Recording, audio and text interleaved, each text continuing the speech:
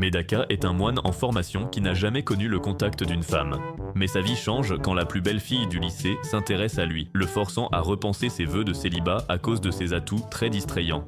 Depuis toujours, Mona est connue comme une fille magnifique et charmante que tout le monde adore. Maintenant qu'elle a grandi, elle est encore plus superbe, et partout où elle va, les gens ne peuvent s'empêcher de la fixer. À l'école, Mona est la fille populaire par excellence, et tout le monde, même leur père bizarre, la connaît. Mais il y a ce nouveau dans sa classe, Medaka, et pour une raison inconnue, il ne semble pas du tout intéressé par elle. Mona essaie de le saluer et lui accorde même une attention spéciale, ce qu'elle ne fait jamais pour personne d'autre, mais Medaka est différent. Ça dérange Mona qu'il ne succombe pas à son charme comme les autres, et ça la rend folle, car elle pense que tout homme devrait craquer devant une beauté comme elle. C'est alors que Mona remarque Medaka sur son téléphone et réalise qu'il aime les chats, alors elle essaie de faire la mignonne pour attirer son attention, proposant de lui montrer son chat aussi. Tout le monde adore, mais Medaka répond froidement qu'il n'aime pas les fruits de mer, et on dirait qu'il ignore tous ses efforts, ce qui met tout le monde en colère contre lui pour avoir insulté leur déesse. Pendant ce temps, Mona est furieuse, car depuis toute petite, elle a toujours été comblée d'attention et de compliments, alors être ignorée ainsi la blesse vraiment. Pourtant, Mona n'est pas du genre à abandonner, alors elle commence à planifier de nouveaux moyens d'attirer son attention. Elle essaie de montrer son charme plus hardiment en balançant ses atouts vers lui, mais au lieu d'être impressionnée, Medaka semble juste déçue, ce qui la pousse à tomber devant lui pour en montrer plus. Mais quand il se montre encore plus dégoûté par cette allumeuse, elle devient encore plus frustrée. Finalement, elle trouve un autre plan et fait semblant d'être malade en classe, puis demande à Medaka de l'emmener à l'infirmerie. Tout le monde est choqué car Medaka a une chance rare d'être seule avec Mona, et une fois à l'infirmerie, Mona passe à l'action, essayant de le coincer et de le séduire par sa mignonnerie. Pendant un instant, elle croit que ça marche quand il commence à s'agiter, mais quand il reprend son calme, elle augmente la mise. Elle l'entraîne pour parler, mais ils perdent l'équilibre et tombent ensemble sur le lit, rendant les choses très gênantes rapidement. Mona réalise qu'elle est peut-être allée trop loin juste pour attirer son attention, voyant qu'il est complètement furieux. Alors que Medaka essaie de rester calme, cela énerve encore plus Mona, alors elle désespère et exhibe ses atouts, le suppliant presque de craquer.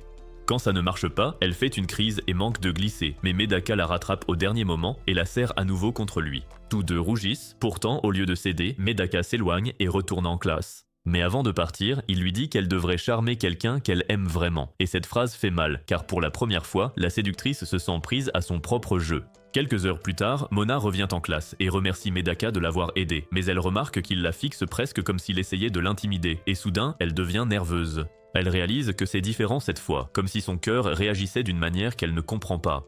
Quand elle le regarde à nouveau, il fait vite comme si de rien n'était, ce qui la fait rougir encore plus. C'est là que Mona réalise qu'elle commence à tomber amoureuse de lui. Dès ce jour, elle se promet de gagner le cœur de Medaka, peu importe ce qu'il en coûtera. Le lendemain, tout semble normal au début, les gens saluent Mona et elle répond avec son charme habituel. Mais quand elle croise Medaka, elle essaie de lui parler et même de le taquiner un peu. Pourtant, il reste froid, la faisant se demander ce qu'elle fait de mal. Plus tard, en cours d'EPS, les gars ne peuvent s'empêcher de fixer Mona pendant ses étirements, espérant secrètement pouvoir l'étirer eux aussi.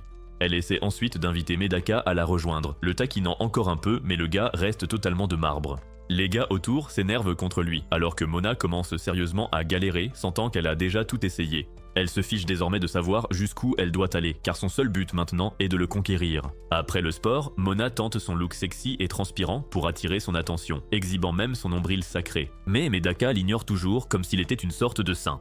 Ça la brise mentalement, car pour la première fois de sa vie, elle fait face à quelqu'un qui résiste à son charme. Plus tard, Mona le suit jusqu'au lavabo où il est en train de se débarbouiller. Elle le rejoint et alors qu'elle boit de l'eau au robinet, Medaka rougit soudain et Mona le remarque aussitôt. Elle s'excite en pensant avoir enfin réussi, mais les choses tournent court quand elle se mouille par accident, pimentant encore plus la situation. Mona s'accroupit de honte, mais à sa surprise, Medaka lui donne vite son t-shirt pour l'aider et cette fois, c'est Mona qui rougit en voyant son nombril sacré. Elle le remercie et il s'en va. Mais à leur insu, une autre fille est témoin de toute la scène. Après les cours, Medaka panique en réalisant que le t-shirt prêté à Mona sent sa transpiration, bien qu'il tente vite de se calmer. Soudain, des camarades l'interrogent sur tout ce que Mona fait pour se rapprocher de lui et sur sa cruauté envers elle. Ils sont curieux et honnêtement un peu jaloux aussi, mais Medaka s'en fiche pas mal. Au lieu de ça, il les emmène au parc et finit par avouer qu'il est l'héritier d'un temple de chats et qu'à cause de ses croyances, il ne doit pas approcher les filles et ne sait pas leur parler. Pourtant, au fond, Medaka admet qu'une fille comme Mona est rare pour lui car il n'en voit qu'à la télé et une part de lui en voudrait plus. Mais chaque fois que ses pensées surgissent, il se force à faire le vide, ce qui le rend dingue et effraie honnêtement les autres gars. Il se rappelle qu'il est venu à Tokyo pour une vie scolaire normale, mais il a fini par rencontrer Mona, quelqu'un qui bouleverse totalement son monde. Le lendemain, Mona lui rend son t-shirt et le taquine en lui demandant s'il préfère son odeur dessus, et voyant qu'il reste de marbre, elle est encore plus motivée à le faire craquer. Le jour suivant, Medaka et Mona se retrouvent en binôme en cours d'art où elle lui sert de modèle, posant là en espérant être sa muse. Et alors que tout le monde adore son côté mignon, Mona galère à entrer dans la tête de Medaka malgré ses provocations sur ses courbes. Intérieurement, elle cherche toujours comment le séduire, et pour une raison obscure, elle sent que ce jour est enfin arrivé. Elle se souvient de la réaction de Medaka quand elle a bu de l'eau tout à l'heure et de son trouble passager. À cause de ça, Mona commence à poser de façon encore plus charmeuse et Medaka se met à rougir, devenant super timide. Mais au lieu de succomber, il fait exactement le contraire. Il s'efforce encore plus de se concentrer et de faire le vide, et plus Mona insiste, plus il s'éloigne, ce qui la frustre énormément. En posant, elle remarque une autre fille qui les observe, mais elle n'y prête pas attention, car Medaka la regarde aussi. Mais elle réalise alors qu'il ne la regarde pas comme les autres et qu'il se concentre sur le dessin de son cou. Ce petit détail la touche bien plus fort que prévu. Soudain, son visage s'échauffe, son cœur s'emballe et Mona n'arrive pas à croire ce qui lui arrive. Elle a des papillons dans le ventre en sentant son regard perçant et pour la première fois, elle a l'impression de tomber amoureuse. Alors, au lieu de rester là, Mona file soudainement aux toilettes en prétendant être malade et elle essaie de se calmer. Elle n'arrête pas de penser à la façon dont Medaka la regardait. Ça a fait battre son cœur et elle a plutôt aimé ça. De retour en classe, Medaka finit le portrait de Mona et les gars sont impressionnés par la précision et la beauté du dessin. Mais il se vide aussitôt l'esprit, se rappelant qu'admirer quelqu'un ainsi va à l'encontre de ses principes. Plus tard, Medaka croise Mona par hasard à la bibliothèque et ils attrapent le même livre en même temps, leurs mains se frôlant.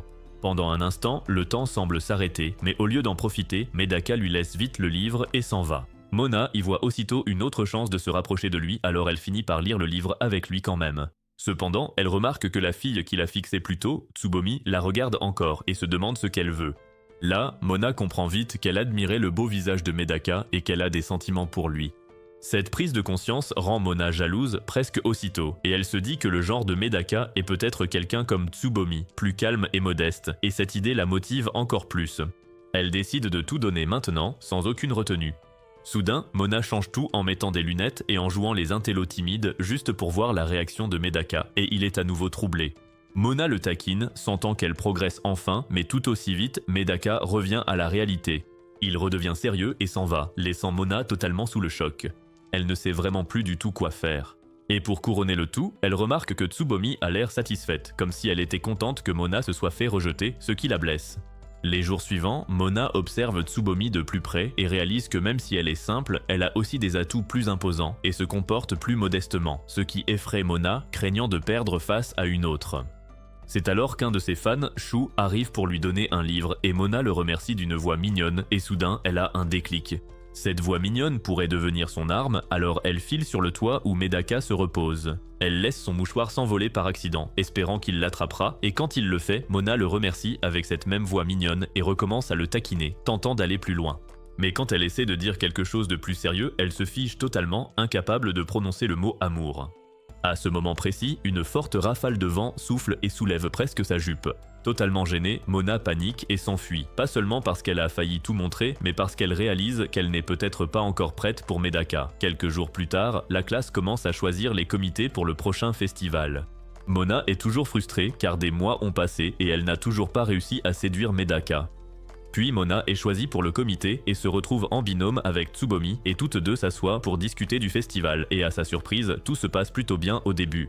Pendant qu'elles discutent, Mona essaie de deviner ce que Tsubomi ressent pour Medaka.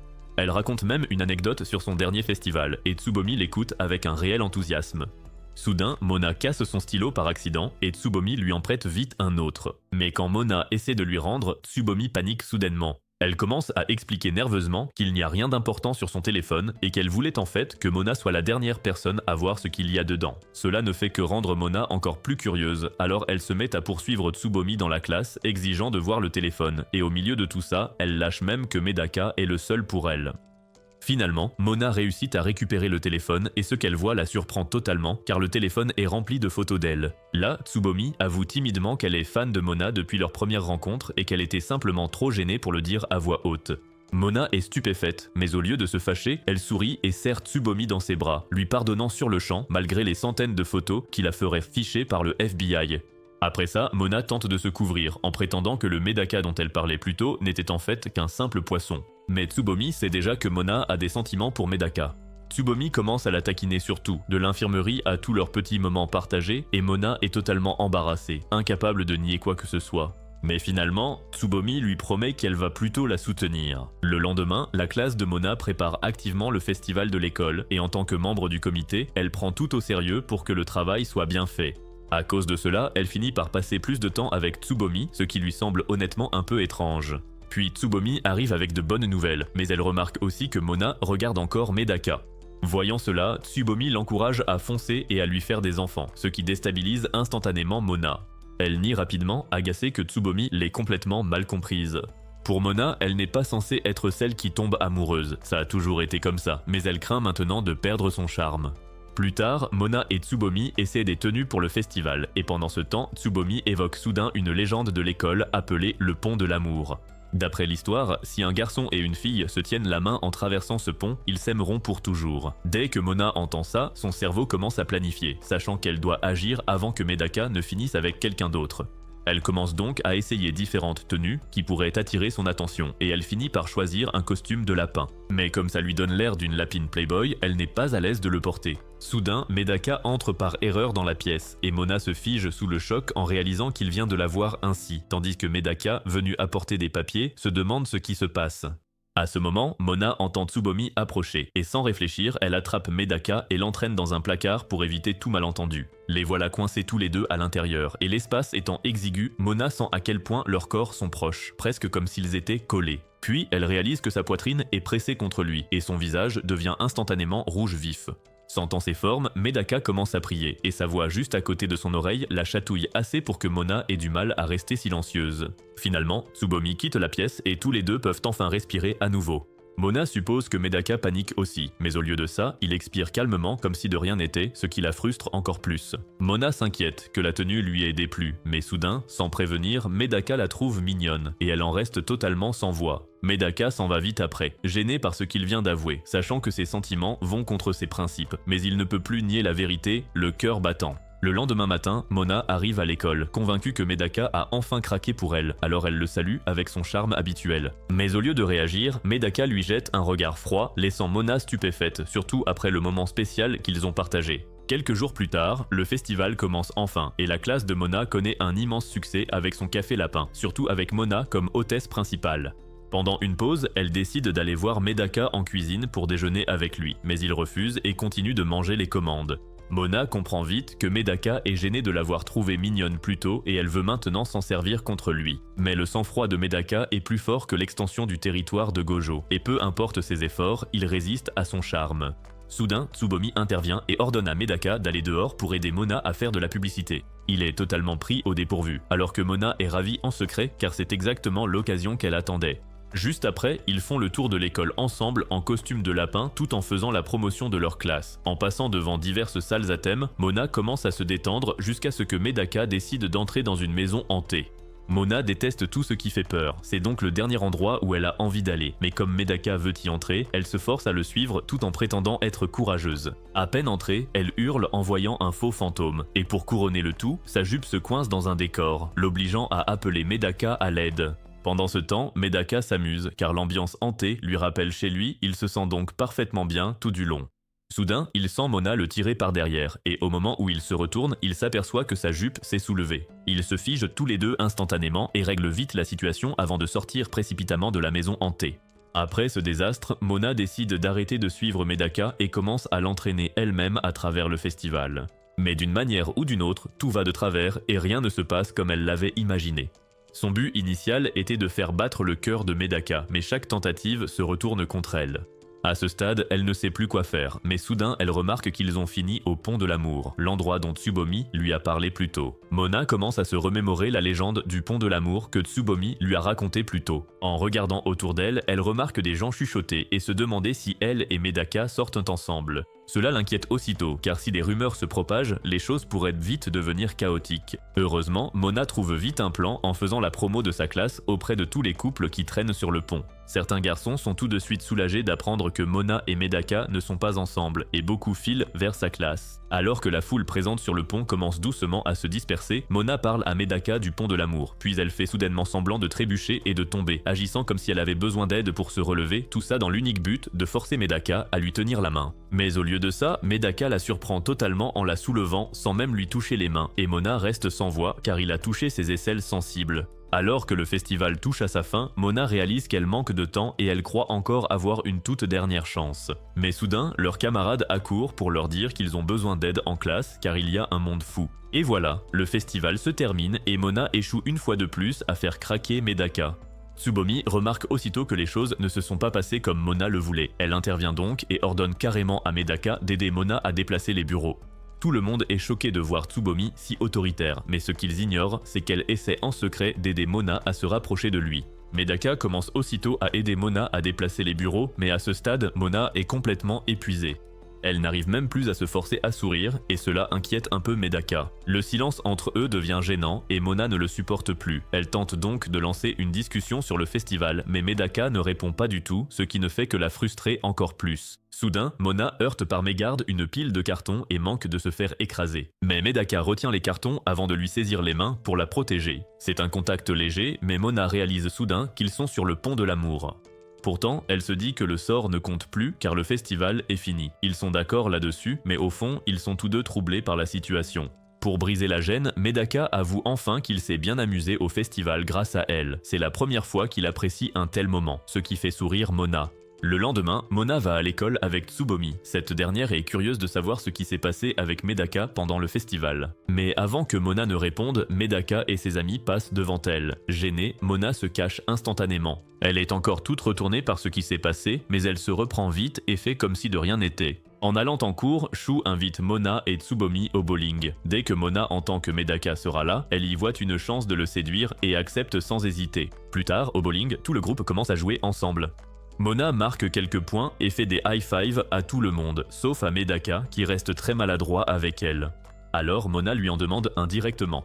Mais quand il lève la main, Mona se rappelle le pont de l'amour et s'enfuit, paniquée, sans voir que Medaka est aussi troublée qu'elle. Medaka tente de se reconcentrer en pensant à son entraînement au temple, faisant tout pour rester imperturbable. Mais Mona surgit soudainement à ses côtés et s'assoit. Elle le voit boire, alors elle lui prend sa boisson et en boit une gorgée, sachant très bien que c'est un baiser indirect. Pendant que les autres jouent, Mona continue de boire dans son verre et ils se mettent tous les deux à rougir comme des fous. Mona est désormais persuadée que Medaka a fini par succomber à son charme. Mais à sa grande surprise, Medaka reste toujours aussi froid. Il lui tend la boisson et part jouer pour cacher son trouble, mais il finit par faire un lancer totalement catastrophique. Quelques jours plus tard, Mona arrive à l'école en uniforme d'hiver, ce qui attire immédiatement tous les regards. Mona essaie de taquiner Medaka, mais il ne réagit pas. Voyant que rien n'a changé, elle retourne s'asseoir, toute déprimée. Tsubomi et les autres remarquent tout de suite son humeur et décident d'intervenir. Pendant ce temps, Shu et Yuzuru interpellent Medaka. Ils sont agacés par sa froideur, alors que Mona fait tant d'efforts depuis le début. Ils soulignent à quel point elle est triste parce que Medaka refuse de répondre à ses sentiments. Yuzuru intervient alors avec une approche plus calme et donne un petit conseil à Medaka, lui expliquant que même s'il souhaite rester concentré sur ses devoirs au temple, cela ne signifie pas qu'ils doivent traiter les gens si froidement. Ces mots marquent Medaka. Plus tard, en retournant en classe, il se fait interpeller par Tsubomi dans le couloir. Elle lui reproche ouvertement son comportement envers Mona, haussant le ton au point d'attirer l'attention, ce qui fait réfléchir Medaka. Plus tard, Medaka voit que Mona a oublié son manuel et propose de partager le sien. Mona est surprise, c'est son premier geste spontané. Elle s'assoit vite près de lui, mais Medaka panique aussitôt et manque de redevenir froid. Il remarque alors Shu et Yuzuru qui l'observent, le poussant silencieusement à faire mieux. Alors pour une fois, Medaka surmonte sa gêne et s'assoit vraiment à côté de Mona en partageant le manuel avec elle. Pour la première fois depuis longtemps, Mona voit enfin Medaka être sincèrement gentil avec elle à nouveau, et ça la fait sourire pour de vrai.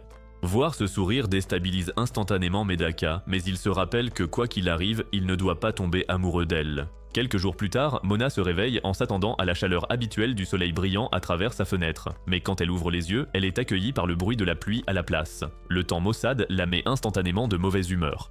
Mais en allant à l'école, elle remarque que quelque chose commence doucement à changer. Elle voit les reflets sur la rue, l'atmosphère calme et le bruit de la pluie tombant autour d'elle lui semble magnifique. Ça lui rappelle Medaka, et le simple fait de penser à lui remonte un peu le moral. Soudain, elle le croise dans la rue, et Mona découvre que Medaka a donné son parapluie à une famille de chats. Entendre ça la fait presque rougir, car c'est un geste si gentil, mais elle revient vite à la réalité à cause de sa mission de faire craquer Medaka. Réalisant que c'est l'occasion idéale, Mona essaie immédiatement de le convaincre de partager un parapluie avec elle. Au début, Medaka refuse, mais il se rappelle ce que tout le monde lui a dit sur le fait d'être plus gentil avec Mona, alors il finit par accepter. Alors qu'ils marchent ensemble sous le parapluie, Mona est secrètement ravie. Elle commence à remarquer que Medaka semble avoir une limite claire qu'il refuse de franchir, et ça la rend curieuse de voir jusqu'où elle peut le pousser. Elle se penche doucement vers lui pour tester sa réaction, mais Medaka ne semble pas s'en soucier du tout.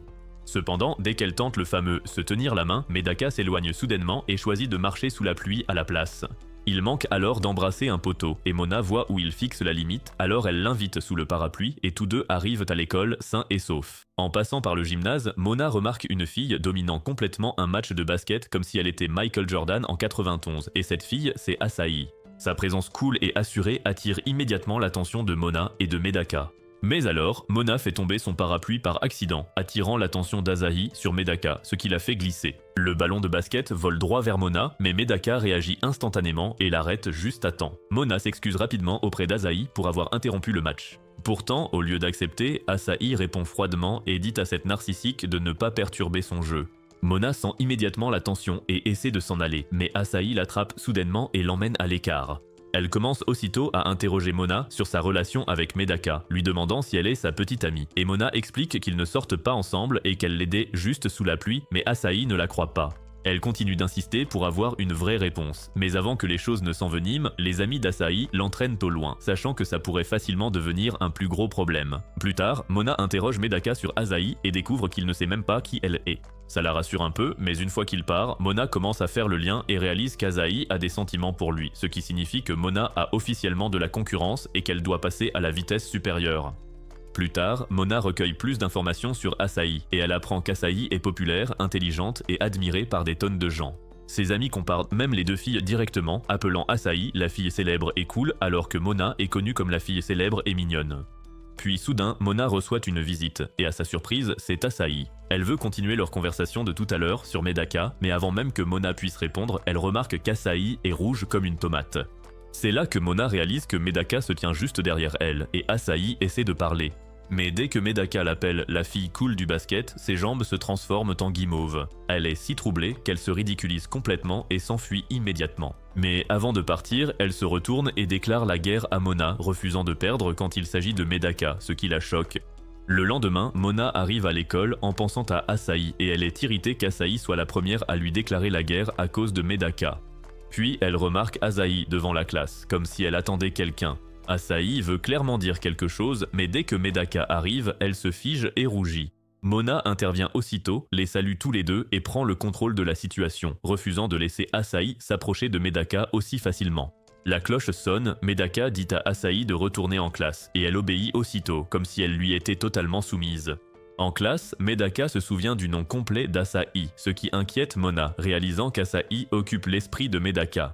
Ailleurs, Asahi parle à son ami Minami qui l'encourage à avouer ses sentiments puisque Medaka est célibataire. Pendant qu'elles discutent, elles remarquent un groupe de garçons qui s'extasient devant des photos de jolies filles. Asahi est dégoûtée par cela, mais Minami, elle, se contente de rire et dit que c'est tout à fait normal. Plus tard, en cours d'éducation physique, la classe de Mona joue au basket. Voulant prouver qu'elle n'est pas qu'une jolie fille, Mona se donne à fond et domine le jeu, attirant tous les regards. Pendant ce temps, Medaka est nulle au basket et finit par devoir nettoyer le gymnase après le cours.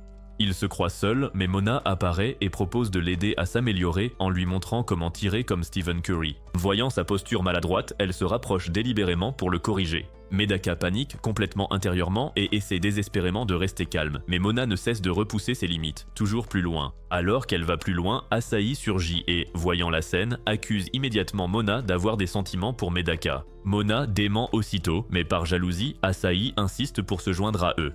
Elle entraîne aussi Medaka en commençant par le gainage et fait la planche en montrant ses atouts. Mona comprend le manège d'Asahi et s'y met aussi, faisant monter la tension d'un cran. Les deux filles se lancent dans un duel de charme et Medaka est si dépassée qu'il finit par s'enfuir. Finalement, Mona et Asahi sont très embarrassées, réalisant qu'elles sont allées beaucoup trop loin.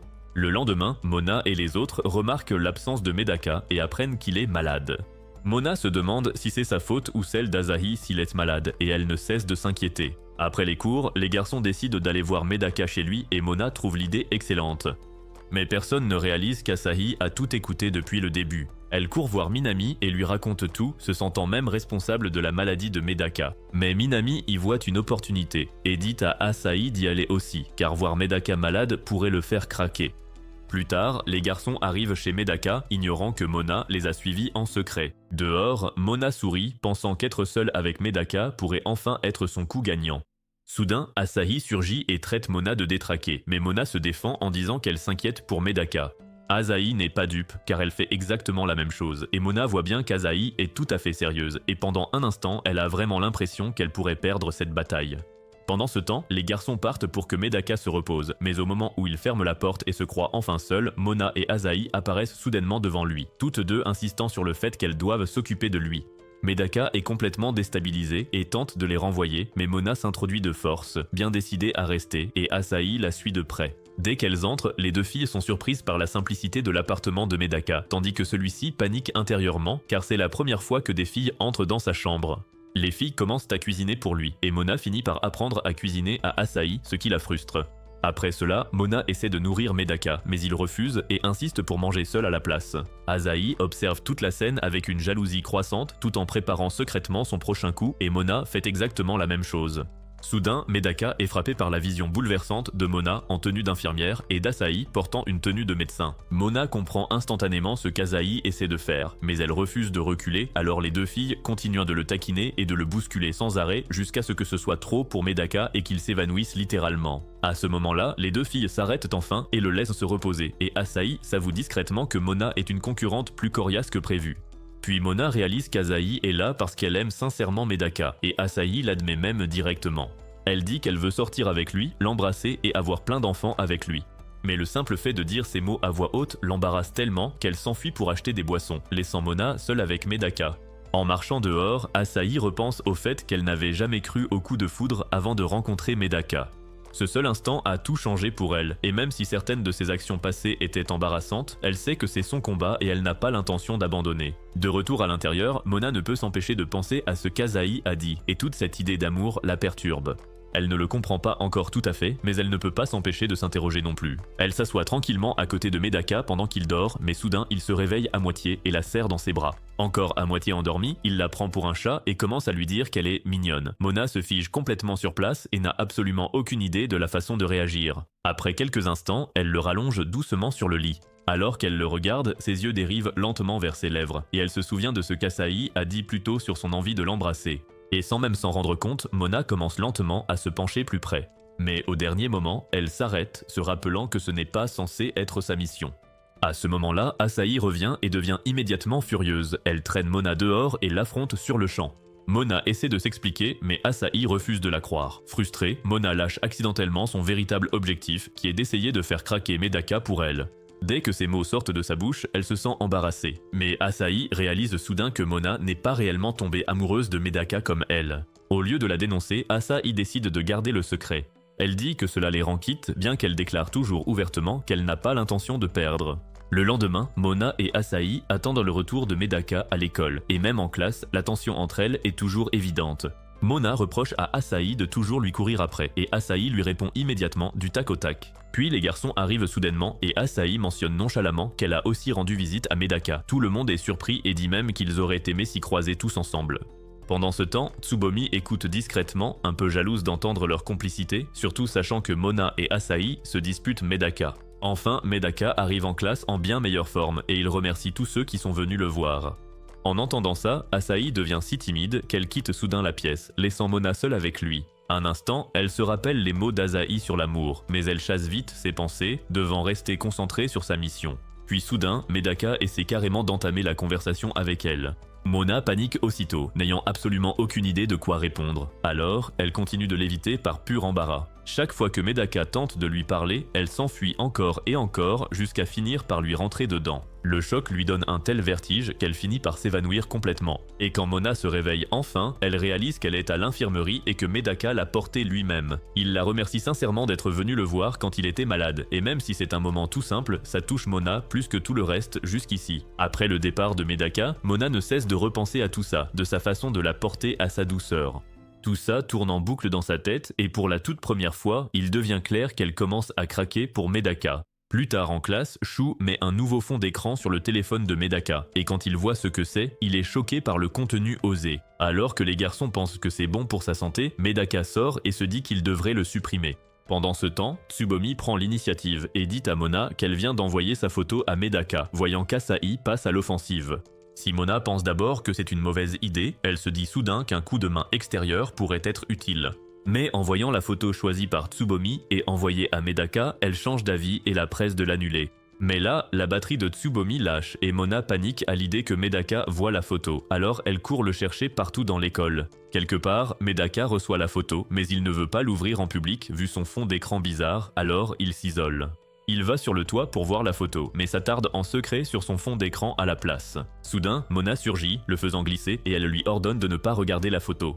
Medaka panique de honte, jurant qu'il n'a rien vu, et Mona en profite pour supprimer la photo. Mais en ouvrant son téléphone, elle tombe sur la photo épicée de son fond d'écran. Ça la choque. Elle supprime la photo et lui rend froidement le téléphone avant de partir, agacée qu'il préfère ce genre de fille à une fille mignonne comme elle. Plus tard en classe, elle se demande pourquoi Medaka semble plus intéressée par des photos au hasard que par tous ses efforts pour attirer son attention. Alors qu'elle déprime, elle apprend la vérité. C'est Shiraki qui a forcé Medaka à mettre ce fond d'écran même si Medaka n'était pas d'accord. Elle entend ensuite Shiraki dire à Medaka qu'il devrait avoir une fille mignonne en fond d'écran. Saisissant sa chance, elle envoie un selfie à Medaka en prétendant que c'est un accident mais qu'elle ne voit pas d'inconvénient à ce qu'il l'utilise. Pendant que les autres sont jaloux, Medaka reste calme et supprime la photo l'air de rien comme si de rien n'était. Voir ça frustre encore plus Mona, mais Tsubomi la sort de ses pensées en lui montrant une citrouille et en lui demandant si elle peut la prendre en photo déguisée. Cette requête bizarre donne soudain une idée à Mona, faire une photo d'Halloween qui deviendra le fond d'écran de Medaka. Alors, en brandissant la citrouille, Mona annonce à toute la classe qu'elle organise une fête d'Halloween ce week-end. En même temps, elle commence secrètement à réfléchir au costume qui attirerait le plus l'attention de Medaka. Mais à son insu, alors que Mona parle avec enthousiasme de ses projets, Asahi écoute discrètement à côté. Le lendemain, Medaka et ses amis attendent Mona et Tsubomi pour la fête. Un instant, Medaka et les autres sont distraits par les filles autour, imaginant Mona dans leur tenue, de la plus chic à la plus sexy, jusqu'à ce que Tsubomi les ramène à la réalité. C'est alors que Mona arrive, attirant immédiatement tous les regards avec son look. Comme d'habitude, Tsubomi prend des photos de Mona tandis que celle-ci se concentre sur Medaka, cherchant à savoir quel costume il préfère. Mais soudain, Asahi surgit, surprenant Mona. Haruno révèle que c'est lui qui l'a invitée, pensant qu'elle et Mona étaient de bonnes amies vu leur façon d'interagir. Puis Medaka salue Asahi, ce qui la rend nerveuse, et Haruno suggère qu'ils arrêtent de traîner et qu'ils aillent enfin au centre commercial. Au centre commercial, Mona essaie plusieurs costumes choisis par Tsubomi, mais réalise vite qu'elle perd son temps. Elle dit à Tsubomi de s'occuper d'elle et part chercher Medaka. En chemin, elle croise Asahi en train de faire les boutiques et voit qu'elle a du mal à choisir. Rien qu'à l'expression d'Asahi, Mona devine que, tout comme elle, Asahi se demande ce qui plairait à Medaka. Soudain, Minami apparaît aux côtés d'Asahi et explique qu'elle se doutait qu'elle aurait du mal à choisir, alors elle a déjà prévu plusieurs options.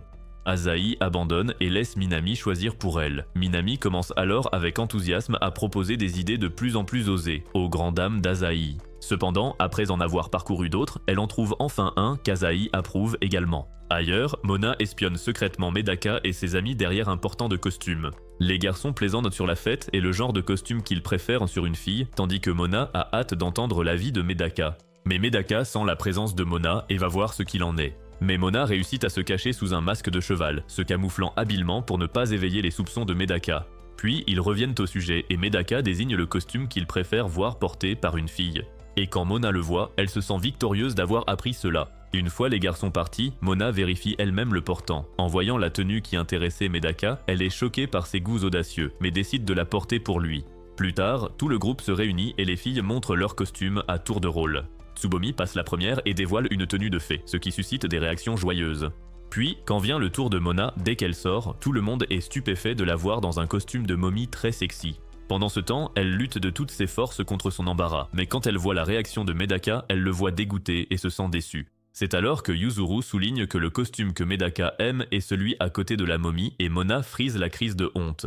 Devant le centre commercial, alors que tout le monde discute, Mona tente maladroitement de minimiser la situation comme si c'était voulu. Mais au fond d'elle, elle se jure que lors de la fête d'Halloween, elle va absolument se faire remarquer par Medaka. Le jour de la fête d'Halloween, Mona est à fond pour son costume et bien décidée à remplacer la femme sur l'écran de Medaka par une photo d'elle. Arrivée sur place, elle va dans une pièce avec Tsubomi et Asahi pour se changer et Tsubomi couvre aussitôt Mona de compliments, tandis qu'Asahi s'inquiète en silence de la tenue que Minami a choisie pour elle. Tentant d'ignorer son stress, Asahi coupe les éloges de Tsubomi et dit franchement à Mona qu'elle aurait regretté le costume de momie car ça fait un peu bas de gamme. Mona acquiesce maladroitement, puis enfile une tenue que Medaka est censée aimer, un costume de sorcière. Elles mettent leur costume et Tsubomi réapparaît soudain en fantôme et recommence à complimenter Mona avec enthousiasme. Mona est perplexe devant le changement de Tsubomi et demande pourquoi elle a lâché la fée et Tsubomi explique qu'elle préfère se cacher sous un truc qui couvre son visage.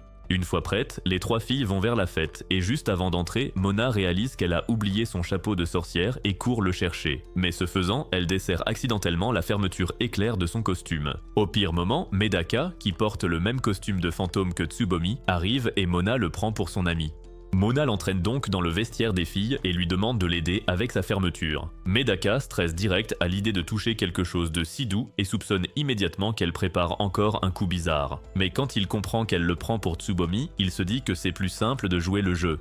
Medaka répare donc la fermeture avec soin, mais entendant une respiration lourde derrière elle, Mona se retourne, inquiète. Elle ouvre le costume de fantôme pour voir son ami et se fige en réalisant qu'il y a un mec dessous. Medaka tente de s'expliquer, mais Mona hurle de toutes ses forces, réalisant que c'est de sa faute. Plus tard, à la fête, Mona aide Tsubomi à ajuster son costume pour mieux la distinguer de Medaka. Observant Medaka de loin, Mona tente de se convaincre que l'incident de la fermeture n'était rien et qu'elle doit se concentrer sur sa mission. Elle se rappelle qu'elle doit envoyer une belle photo d'elle à Medaka, même si le souvenir de l'échec de la dernière fois l'énerve encore plus. Avant qu'elle n'y pense trop, un camarade annonce un jeu où chaque duo doit envelopper un partenaire de papier toilette comme une momie, et le plus complet gagne. Les équipes doivent être mixtes et c'est le garçon qui doit envelopper la fille. Et pour motiver les troupes, l'animateur promet aux gagnants une photo souvenir. En entendant ça, Mona voit tout de suite sa chance d'avoir enfin une photo avec Medaka. Tout le monde tire des numéros pour trouver un partenaire, et Mona remarque Asahi tout près, espérant visiblement la même chose. Dans le chaos, Tsubomi lance par mégarde le numéro de Medaka en l'air, et Mona et Asahi l'attrapent en même temps. Aucune ne lâche, et Asahi tente de convaincre Mona de céder, mais Mona refuse et serre encore plus fort. Mona réalise alors qu'Asahi ne force même pas, elle réfléchit vite et appelle Medaka, surprenant Asahi juste assez pour qu'elle lâche prise. Mona crie victoire et se dirige vers Medaka, annonçant fièrement qu'ils font équipe. Le jeu commence et Tsubomi, déjà trop à fond dans la vie amoureuse de Mona, prend avec joie des photos d'elle et Medaka ensemble. Mona est d'abord excitée, mais son enthousiasme retombe vite quand elle voit que Medaka l'enroule plus lentement qu'une tortue unijambiste. En regardant autour d'elle, elle voit les autres équipes avancer bien plus vite et panique à l'idée qu'ils vont perdre. En réaction, elle tente de coacher Medaka sur une technique plus rapide, mais il finit par être encore plus troublé et dépassé. Finalement, le cerveau de Medaka lâche en même temps que son pistolet et il s'effondre au sol, vaincu. L'hôte annonce la fin du temps et déclare Tsubomi et son partenaire vainqueurs. Et tandis que Tsubomi fête sa victoire et prend sa photo de prix, Mona foudroie Medaka du regard, le jugeant responsable de leur défaite.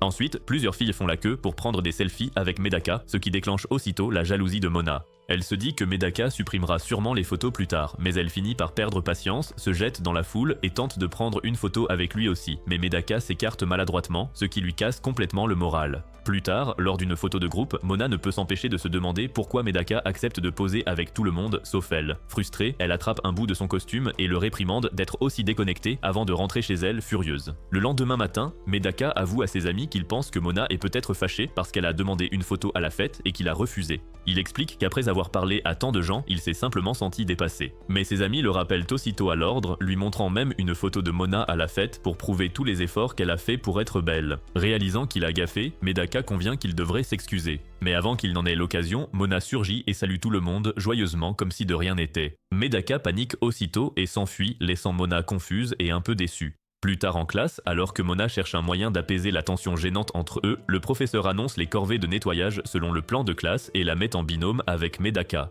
Puis, en nettoyant ensemble, Mona essaie maladroitement de paraître naturelle, mais ne fait que rendre la situation plus inconfortable. Medaka est de plus en plus mal à l'aise, et Mona regrette aussitôt son comportement, se réprimandant intérieurement d'avoir tout aggravé. Alors que sa frustration et son embarras grandissent, Mona est au bord des larmes, convaincue de gâcher chaque interaction avec Medaka. Rassemblant enfin son courage, elle s'excuse d'avoir rendu les choses gênantes à la fête, mais à sa surprise, Medaka s'excuse le premier d'avoir refusé sa demande de photo la veille. Pendant un court instant, tous deux partagent un échange calme et sincère jusqu'à ce que les amis bruyants de Medaka fassent irruption et gâchent complètement l'ambiance. Ce soir-là, Medaka regarde la photo de groupe de la fête et s'attarde silencieusement sur Mona. Il reçoit ensuite la photo prise sur le vif par Tsubomi plus tôt, la met brièvement en écran de verrouillage avant de l'enlever vite par embarras. Pendant ce temps, une nouvelle fille mystérieuse arrive au Japon, laissant présager encore plus de chaos à venir. Le lendemain matin, Mona est au lit quand sa plus vieille amie, Tomo, lui envoie un message pour l'informer qu'elle est à Tokyo. Toutes deux s'organisent vite pour se voir, mais l'excitation de Mona retombe vite quand Tomo dit qu'elle compte venir la chercher directement à l'école. À l'école, Medaka et ses amis discutent des chansons qu'ils devraient chanter au karaoké plus tard dans la journée. Tout près, Asahi écoute en cachette et quand Medaka la remarque, elle s'enfuit en laissant tomber sa carte d'étudiante. Elle se confie ensuite à Minami qui dit à Asahi qu'elle doit passer à la vitesse supérieure pour ne pas perdre face à Mona. À ce moment-là, elles entendent des camarades dire qu'elles aimeraient être embrassées langoureusement et Minami dit carrément à Asahi qu'elle devrait montrer à Medaka comment on roule des pelles. Soudain, Medaka entre dans la classe pour rendre la carte d'étudiante qu'Asahi a accidentellement oubliée.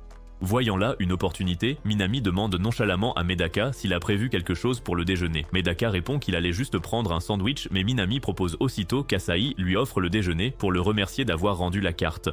Asahi proteste doucement, visiblement troublé, tandis que Minami l'encourage à profiter de l'occasion pour rester seule avec Medaka.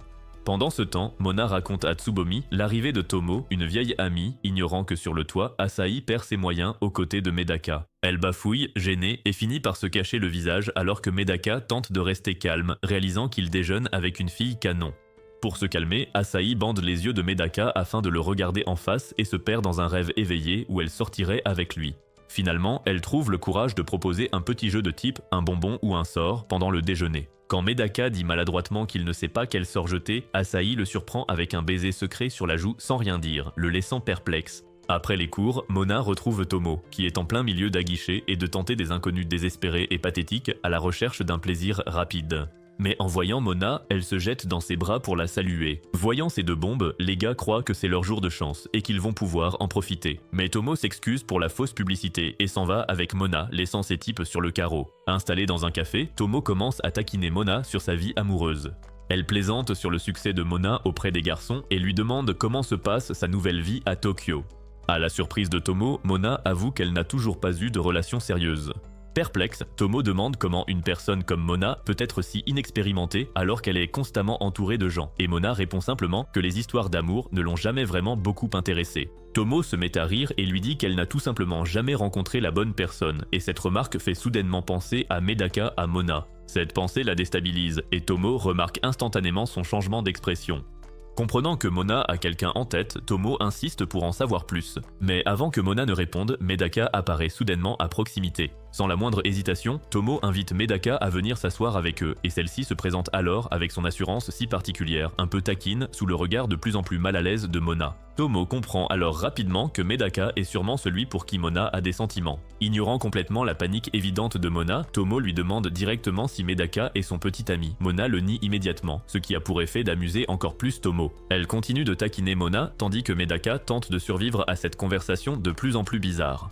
Finalement, après tant de malaise, Medaka s'excuse et s'en va. La réaction de Mona à son départ ne fait que confirmer les soupçons de Tomo. Plus tard à la gare, juste avant de partir, Tomo demande directement à Mona si elle aime Medaka. Comme prévu, Mona nie encore, mais Tomo rit, pas du tout convaincue, et lui rappelle qu'elle n'a jamais su cacher ses sentiments. Le lendemain, Mona a le choc de sa vie quand son professeur présente Tomo comme nouvelle élève. Mona et Medaka sont stupéfaits. Alors que la classe accueille Tomo avec enthousiasme, Mona la fixe incrédule, n'ayant pas prévu que sa visite devienne permanente. Pendant ce temps, Tsubomi est vraiment ravi et essaie tout de suite de sympathiser avec Tomo. Et Tomo répond rapidement à son enthousiasme en plaisantant avec toute la classe et en s'intégrant instantanément. Mais son attitude enjouée sème vite une telle pagaille que Mona doit l'entraîner dehors pour lui parler en privé. Dehors, Mona explique que Medaka l'intéresse seulement parce qu'il est le seul à ne pas succomber à son charme. Mais Tomo refuse d'y croire et lui dit carrément qu'elle a le béguin pour lui et qu'elle veut ses bébés, ce que Mona nie une fois de plus. Tomo finit par s'excuser d'avoir trop insisté, puis se met à critiquer Medaka, le traitant de maladroit, brusque et difficile. Mona intervient aussitôt pour le défendre, et explique que même si Medaka peut paraître détestable, on peut compter sur lui quand il le faut, car il l'a aidé souvent, dit ce qu'il faut au bon moment, et est bien plus gentil qu'on ne le croit. Alors que Mona continue d'énumérer les qualités de Medaka, elle remarque soudain Tomo, qui la fixe comme si elle avait gagné le gros lot, et réalisant ce qu'elle vient de faire, Mona se fige. Tomo éclate de rire et déclare avec assurance que Mona est éperdument amoureuse de Medaka. Et après avoir nié et trop réfléchi, Mona finit par accepter la vérité, s'avouant à elle-même qu'elle a craqué pour le beau gosse assis à côté d'elle en classe. À la pause déjeuner, Tomo annonce fièrement qu'elle a décidé de rapprocher Mona et Medaka, mais Mona rejette aussitôt l'idée, refusant chaque suggestion de Tomo. Pourtant, peu importe combien Mona insiste sur le fait qu'elle n'a pas besoin d'entremetteuse, Tomo continue de la taquiner sans cesse sur l'évidence de ses sentiments pour Medaka. Leur conversation est interrompue quand elle croise Asahi et Minami dans le couloir. Là, Tomo prend les deux filles dans ses bras avec beaucoup d'enthousiasme et se présente comme étant l'amie d'enfance de Mona. Pas fan de ce genre de rapprochement, Asahi demande à Tomo de la lâcher, mais Tomo l'ignore et la serre encore plus fort. Pendant ce temps, Minami parvient à s'échapper du chaos et se présente à Mona comme la meilleure amie d'Asahi avant de rappeler à cette dernière qu'elle voulait parler à Mona en privé. Dès qu'elle se libère de l'emprise de Tomo, Asahi attrape Mona par le poignet et l'entraîne au loin avant que Tomo ne puisse la coincer à nouveau. Une fois sur le toit, Asahi dit à Mona qu'elle veut aller droit au but et être honnête avec elle, et elle avoue avoir embrassé Medaka la veille. Cette confession stupéfie Mona, comme si son monde s'écroulait, et avant qu'elle ne puisse réaliser ce qu'elle vient d'entendre, Asahi s'excuse précipitamment et part, remarquant Tomo qui rôde bizarrement dans le coin. Tomo prétend n'avoir aucune idée de ce qui vient de se passer, mais Asahi n'est pas dupe. En regardant Asahi s'éloigner, Tomo note que Medaka semble attirer plus de filles qu'elle ne le pensait, et elle soupçonne aussi que le baiser dont parle Asahi n'était peut-être pas sur les lèvres, ou que Medaka prend lui-même des initiatives. Pendant ce temps, Mona est toujours sous le choc, frustrée et contrariée à l'idée qu'Asahi semble avoir pris l'avantage sur elle, tout en se demandant pourquoi ça lui fait si mal. Cependant, Tomo suppose que ce nouveau rebondissement forcera enfin Mona à affronter ses sentiments pour Medaka. Alors Tomo sort de sa cachette et, décidant de jouer les entremetteuses, elle annonce soudain qu'elle va organiser sa propre fête de bienvenue à l'école et invite tout le monde, y compris Medaka et Asahi, à passer du temps ensemble. Ce soir-là, Mona prend un bain tout en ressassant tout ce qui s'est passé. Elle commence à paniquer à l'idée que Medaka et Asahi puissent finir ensemble après ce baiser. Mais elle essaie vite de se calmer en se disant qu'Asahi n'a jamais dit qu'ils sortaient ensemble. Pour se rassurer davantage, Mona se persuade qu'Asahi a probablement embrassé Medaka sur un coup de tête et que ça ne signifiait rien de sérieux. Rassurée par sa propre logique, Mona décide de faire craquer Medaka quoi qu'il en coûte. Malheureusement, son imagination la trahit aussitôt en lui montrant des images de Medaka et Asahi en couple, la plongeant dans une nouvelle spirale émotionnelle. Le lendemain matin, après une nuit blanche, Mona a des cernes sous les yeux, ce qui surprend tout le monde et elle affiche un sourire troublant, complotant en silence et déterminée à ne pas laisser Asahi prendre l'avantage. D'un autre côté, Asahi décide de taire un détail crucial. Le baiser n'était que sur la joue de Medaka. Pour elle, inutile de clarifier les choses alors qu'elle peut se concentrer sur de vrais progrès. À la gare, Medaka arrive avec Tomo. Avant que Mona ne puisse agir, Asahi s'approche de Medaka avec assurance pour le saluer et entamer une discussion décontractée. Voyant cela, Mona s'interpose vite entre eux. Les deux rivales échangent alors un regard qui ressemble furieusement à une déclaration de guerre. Tandis que Mona et Asahi se disputent l'attention de Medaka en silence, leurs amies respectives les encouragent discrètement en retrait. Face à cette tension, Tomo annonce que tout le monde ira dans un célèbre parc romantique de Tokyo pour sa sortie de bienvenue. Mona se méfie aussitôt de cette organisation qui semble profiter à tout le monde, surtout à Minami, qui se montre inhabituellement coopérative. À ce moment-là, Minami suggère qu'ils fassent tous un tour de montagne russe. C'est l'anarchie immédiate. Mona et Asahi se battent pour la place à côté de Medaka. Aucune ne veut céder, forçant Medaka à accepter de faire 2 tours. Pendant le premier tour, Mona bout d'irritation en voyant Asahi interroger nonchalamment Medaka sur les consignes de sécurité. Une fois assise, Asahi ignore délibérément les explications et saisit la main de Medaka, lui demandant si elle peut se tenir à lui pendant le trajet. Medaka est déjà bien assez troublée par ce contact physique, mais la situation empire quand le wagon grimpe lentement vers le sommet. S'attendant à voir Asahi paniquer, Medaka est surpris quand elle lui avoue calmement qu'elle n'a pas peur de ces attractions, lui faisant comprendre qu'elle voulait juste lui tenir la main. Voyant Mona s'agiter de plus en plus, Tomo lui dit de se détendre, mais Mona nie obstinément être contrariée même si personne ne la croit. Dès la fin du tour, Minami taquine Asahi sur ce moment agréable, ce qui rapproche encore plus Mona de son point de rupture. Ça s'aggrave quand Yuzuru fait remarquer en riant qu'il a vu Medaka tenir Asahi. Medaka explique maladroitement qu'Asahi prétendait avoir peur. Mais après réflexion, il réalise qu'elle n'avait pas l'air effrayée du tout. À ces mots, Mona explose intérieurement, mais avant qu'elle ne craque, Tomo la pousse vers Medaka et l'oblige à faire le second tour. Désormais seule avec lui, Mona se demande avec gêne comment Asahi a pu se rapprocher autant de lui plus tôt. Tentant de paraître naturelle, elle demande à Medaka s'il a aimé le tour précédent. Quand il répond oui, Mona s'en veut d'avoir laissé Asahi prendre l'avantage avec un baiser et ce rapprochement. Incapable de contenir sa curiosité, Mona demande carrément à Medaka s'il a des sentiments pour Asahi. La question le prend de court. Mais après un silence, il avoue honnêtement qu'il ne voit pas Asahi ainsi. Soulagée, Mona se détend. Encouragée par ce moment, Medaka prend son courage à deux mains pour demander à Mona si quelqu'un lui plaît. Juste au moment où Mona va répondre, le wagon plonge à nouveau, gâchant totalement l'occasion. Après le tour, Mona et Medaka sont troublées. Leur gêne est flagrante et Asahi, méfiante, veut voir Medaka, mais elle est distraite par une mascotte avant d'en savoir plus. Alors que le groupe prend des photos, Tomo pousse discrètement Mona vers Medaka et l'encourage à s'isoler un moment avec lui. Mona repère un stand de glace et y entraîne Medaka, espérant s'en servir d'excuse pour passer plus de temps ensemble. Là, le vendeur leur propose des cadeaux s'ils sont en couple. Mona supplie Medaka de jouer le jeu pour les obtenir. Cependant, les choses dérapent quand le vendeur annonce qu'il ne donnera les friandises que s'ils prouvent qu'ils sont en couple par un baiser. Prise de court, Mona se fige un instant, puis attrape nerveusement Medaka par le visage et s'approche lentement de lui. Mais juste avant que leurs lèvres ne se touchent, elle perd ses moyens et avoue qu'ils ne sont pas en couple. Ensuite, tous deux rejoignent le groupe et partagent des churros avec tout le monde. Mais Minami remarque aussitôt qu'ils ont disparu ensemble et accuse Mona de s'être éclipsée seule avec Medaka.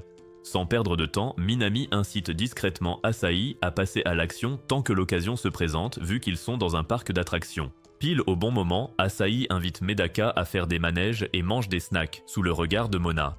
Voyant ça, Mona se réfugie aux toilettes pour s'en remettre et Tomo tente de lui remonter le moral, lui rappelant comment elle feignait autrefois de s'intéresser à l'amour pour s'intégrer quand les filles parlèrent de garçons ou de relations. Tomo souligne que Mona n'est jamais satisfaite, car elle essaie toujours de maintenir une image qui plaît au lieu de se montrer telle qu'elle est, et la rassure en lui disant qu'elle n'a pas besoin d'être parfaite pour qu'on l'apprécie, mais qu'elle devrait plutôt arrêter de fuir ses sentiments avant de finir par le regretter. Sur le chemin du retour, Mona repense sans cesse aux paroles de Tomo, et elle réalise peu à peu qu'elle a délaissé son jeu habituel de fille parfaite dès qu'elle est avec Medaka. Cette pensée la perturbe alors qu'elle se demande ce que Medaka pense réellement de son côté plus maladroit, émotif et authentique. Perdue dans ses pensées, Mona remarque soudain qu'elle s'est éloignée du groupe et avant qu'elle ne puisse réagir, la foule lui fait tomber son téléphone des mains, l'envoyant valser et la laissant sans rien. Peu après, deux types un peu crades s'approchent d'elle et commencent à l'importuner en lui proposant de s'amuser, alors que Tomo et les autres tentent de la joindre. Après plusieurs tentatives infructueuses, le groupe décide de se séparer pour la chercher et Asahi essaie immédiatement de faire équipe avec Medaka.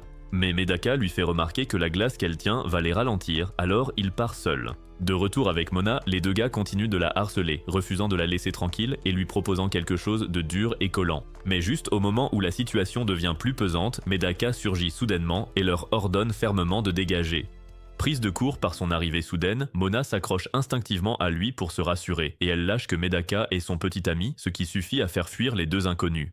Une fois les gars partis, Medaka lui fait remarquer maladroitement qu'elle s'accroche toujours à lui et Mona s'écarte aussitôt, plus troublée que jamais.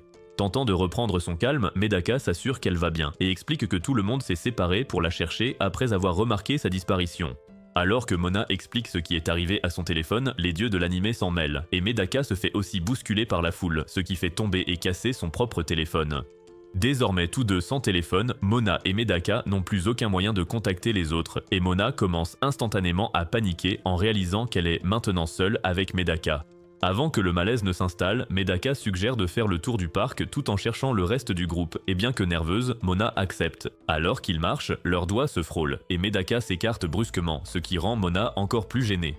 Un instant plus tard, Mona remarque que Medaka fixe la grande roue à proximité, et elle lui demande s'il veut y monter. Medaka se crispe instantanément, refuse et tente de s'en aller. Et en le regardant partir, Mona réalise à quel point il doit être nerveux à l'idée d'être seul avec elle dans un cadre aussi romantique. Se sentant en partie responsable de ce malaise, elle décide de persévérer et demande à Medaka s'il aimerait faire un tour de grande roue avec elle, ajoutant qu'il pourrait peut-être apercevoir leurs amis d'en haut. Face à cette excuse raisonnable, Medaka accepte à contre-cœur. Maintenant, assises ensemble dans la grande roue, Mona est complètement paniquée. Chaque seconde lui semble interminable et son anxiété ne fait qu'empirer quand elle voit Medaka regarder calmement par la fenêtre comme si de rien n'était. Ses pensées reviennent au conseil de Tomo et elle se rappelle toutes les fois où son image parfaite a dérapé devant Medaka, ces moments où elle s'est montrée agacée, jalouse, maladroite, gênée ou honnête sans même y réfléchir. Mona s'avoue discrètement qu'elle a toujours essayé de présenter une version mignonne et parfaite d'elle-même aux yeux des autres. Mais avec Medaka, elle perd sans cesse le contrôle de cette image et elle ne comprend pas pourquoi il l'affecte autant. À ce moment-là, Medaka lui montre soudain quelque chose en bas et Mona se penche pour regarder. Mais la cabine bouge, ce qui la fait trébucher directement sur lui. Cette proximité soudaine les fait paniquer tous les deux et Mona s'écarte précipitamment en trébuchant en arrière, le visage rouge vif. En voyant son reflet dans la vitre, Mona se reconnaît à peine. Elle se cache le visage et demande à Medaka de ne pas la regarder. Gênée et vulnérable, elle insiste sur le fait qu'elle ne peut laisser personne voir ce côté imparfait d'elle-même. À sa surprise, Medaka répond honnêtement et lui dit que tout le monde agit bizarrement parfois, elle y compris. Il avoue l'avoir vue bouder, s'irriter et faire toutes sortes d'expressions, ce qui rend Mona extrêmement peu sûre d'elle. Mais ensuite, Medaka déclare que ces moments la rendent en fait plus authentique à ses yeux. Puis Medaka ajoute doucement que toutes les expressions de Mona font battre son cœur, et ce simple commentaire brise les défenses de Mona, son cœur battant la chamade alors qu'elle essaie de comprendre pourquoi l'avis de Medaka compte autant pour elle. Toujours dépassée, Mona reste figée alors que Medaka remarque soudain le reste du groupe en bas et se tourne pour les montrer, mais Mona l'entend à peine. Tombant à genoux, elle arrête enfin de se mentir et accepte la vérité qu'elle fuyait depuis si longtemps, à savoir qu'elle est amoureuse de Medaka. Après être descendue de la grande roue, Medaka commence à ramener Mona vers le groupe mais remarque vite qu'elle est étrangement silencieuse. Il lui demande si ça va et bien que Mona insiste, son expression troublée rend Medaka méfiant. Il ne peut s'empêcher de remarquer qu'elle semble plus douce et encore plus mignonne que d'habitude, mais il se rappelle aussitôt de rester concentré. Quand ils retrouvent enfin tout le monde, Tsubomi se jette sur Mona de soulagement, et Medaka explique qu'il n'a pu contacter personne car son téléphone s'est cassé. Mona est sur le point de se détendre jusqu'à ce qu'elle voie Asahi, et dès que leurs regards se croisent, Mona redevient toute rouge. Asahi plisse les yeux et demande en plaisantant si Mona a tenté quelque chose de louche pendant qu'elle était seule avec Medaka. Mona panique et nie rapidement, devenant encore plus rouge. Complètement dépassée, Mona annonce soudain qu'elle est fatiguée et veut rentrer, et les autres décident aussi de finir la sortie, promettant de se revoir bientôt. Dans le train du retour, Mona s'excuse discrètement auprès de Tomo, ayant l'impression d'avoir gâché l'ambiance. Mais Tomo balaie ça immédiatement et lui demande plutôt ce qui la tracasse vraiment.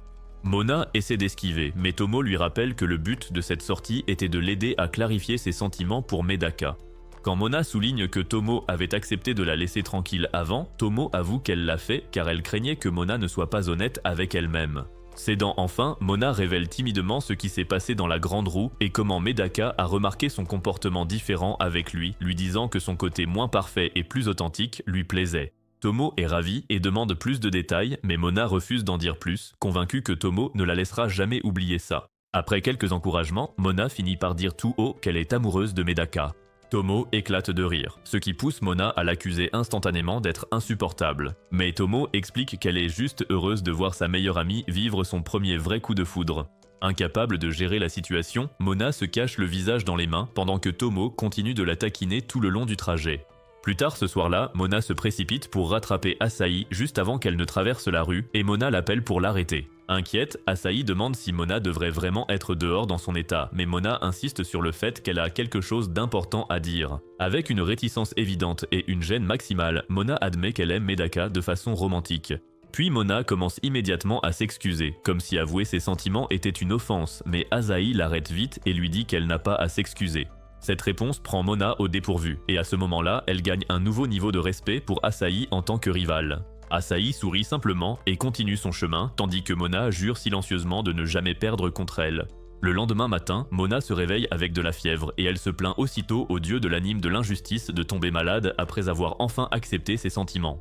Allongée dans son lit, elle commence à se torturer l'esprit sur ce que les gens sont censés faire après avoir réalisé qu'ils sont amoureux. Et comme elle a toujours été celle qu'on admire, elle n'a absolument aucune expérience pour gérer la situation inverse. À l'école, Tomo l'appelle pour prendre de ses nouvelles, et Mona explique qu'elle a dû emprunter la tablette de son frère car son propre téléphone a disparu. Au cours de la conversation, Mona admet que le fait d'être malade la rend étrangement seule, et Tomo la taquine aussitôt en disant qu'elle ne se sent seule que parce que Medaka n'est pas là. Mona le nie bruyamment, ce qui ne fait que convaincre davantage Tomo. Puis Tomo remarque Medaka à proximité et informe nonchalamment Mona qu'elle va passer l'appel à Medaka. Mona commence immédiatement à paniquer à cause de ses cheveux en bataille, de son pyjama et de son apparence générale de malade alité. Mais Tomo ignore tout cela, entraîne Medaka à l'écart et pointe la tablette vers Mona en pleine panique. Voir Mona chez elle prend Medaka totalement au dépourvu, et il essaie de rester calme, mais la voir si adorable en pyjama le fait intérieurement disjoncter.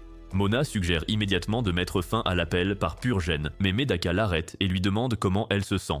Avant qu'elle ne puisse répondre, il mentionne maladroitement qu'elle agissait bizarrement la veille, mais réalise aussitôt que c'était une très mauvaise formulation. Déconcerté, Medaka fait vite marche arrière et précise qu'il ne voulait pas dire bizarre dans un mauvais sens, et ce qu'il voulait dire, c'est qu'il trouve Mona mignonne. En le voyant paniquer, Mona ne peut s'empêcher de sourire et elle le rassure en lui disant qu'elle a compris ce qu'il voulait dire. Bien qu'elle souligne aussi que Medaka a lui aussi ses propres moments de maladresse.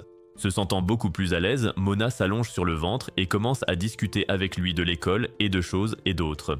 Et au fil de la conversation, elle se rend compte qu'elle se sent bizarrement heureuse et toute chose juste en lui parlant.